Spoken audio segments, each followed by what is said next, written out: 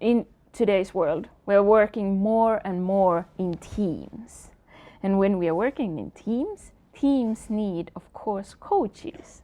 So what do you think are the competencies of a really good team coach? Well, one of the things we've learned is if you're a one-to-one coach and you decide, I'd like to become a team coach, and you just go into it without proper training, you're going to have a disaster. Without any doubt whatsoever. And we talk about being a rabbit in the headlights. Yeah. When the whole team finally unites, and they've been a disunited group before, but now they unite, all of them to gang up and blame you for everything. And then you find yourself in that situation, you really do, you don't know where to go. And we find that happens time and time. I've been there too, right at the very early stages. So it's a major shift from thinking about one-to-one, being a one-to-one coach, and where you can help somebody think about how they build a coaching culture in their team, for example. And then maybe you can work with them in terms of developing that team and being a coach to their team or with their team. Sometimes being coached by their team. But then to make the transition to being a team coach, you've got to be able to work with the team and the leader together. It's so much more complicated. So much so, in fact, that we generally recommend that you don't have a single coach, you work in pairs. Because you can have one person in front of the room with the team and the other person observing. It's difficult to do both of those things at once if it's a team of more than 3 or 4 people. So how would you, so to say, summarize core competencies of a really good team coach? Well, the first one is that all the basic competencies you have, like listening and asking great questions, that you need those in even more. But you also need to have a really strong understanding of systems and systemic thinking. You can't help a team by focusing on a particular issue that they bring, because that issue they bring 99 times out of 100 is not going to be the real issue. It's going to be a symptom of what's happening in the background, of things that are interacting together to produce that symptom. So conflict, for example, between 2 members of the team is almost invariably not just about those 2 individuals. It's things that are happening. Maybe they are allied to different stakeholders. Maybe there are some work processes that are inefficient and are pitching them against each other. Maybe it's the team leader is not exercising appropriate leadership and may even deliberately be causing conflict in the team. There are so many things that can happen, and all these things interact so that almost invariably what's presented as the problem is a symptom of other things behind that. So as a team coach, we've got to be able to help the team recognize and understand its internal dynamics and its external dynamics. Where does it fit in the larger system of which it's a part? So when we look at the process of systemic thinking, we think about the relationship we might see. No, let's start with linear thinking. So linear thinking, we start to say the 2 people with having a conflict.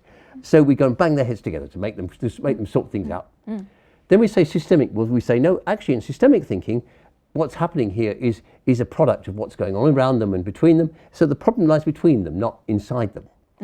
And then we go to complex adaptive systemic thinking. We say, actually, look at what's going on around us, the wider systems here. What's happening between the stakeholders? How are we influencing that, and how is that influencing us? So at each stage, we're getting bigger and bigger in the picture that we have. Now, as a team coach, you've got to be able to hold in your head each of these multiple layers. And that's a real challenge. It takes a lot of skill to do that. Sounds challenging, but also interesting. Well, it's a lot more fun. And that leads to one of the other key skills, which is constantly experiment. So we don't know what's going to happen most of the time. We see there's an issue, and we say, well, let's do some experiments. Let's find out. Let's try and understand this by playing with it. And so playfulness is a really important part of the core competencies. So now we are working more and more in teams. And why do you think that?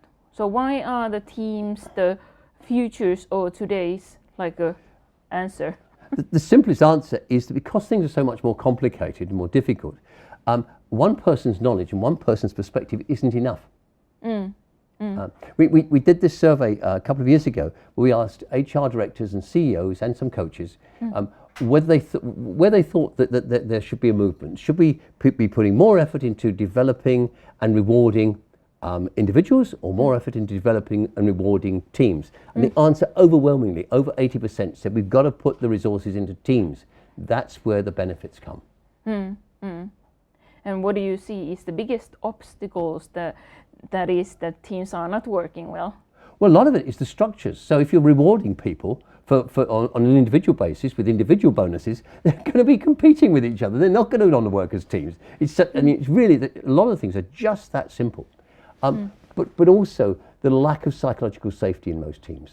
You know, can people actually say what they think? Can they give each other feedback? Honest feedback when somebody else's behaviour or approaches are not helpful. So being able to really to have honest conversations is the mark of a team that's high performing.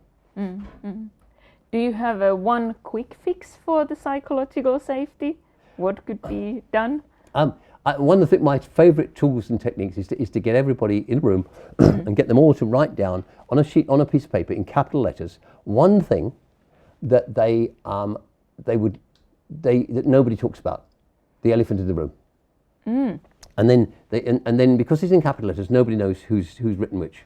You then fold them up and you put them in a little box or something and you hand them around and then you take one. Now you have to present that issue, which might be yours but nobody knows. You've got to present that issue as if it were yours, with passion, and lead the discussion around that. Once the genie is out of the bottle, you can't put it back in again. Sounds excellent. I'm going to try it. Thank you, David.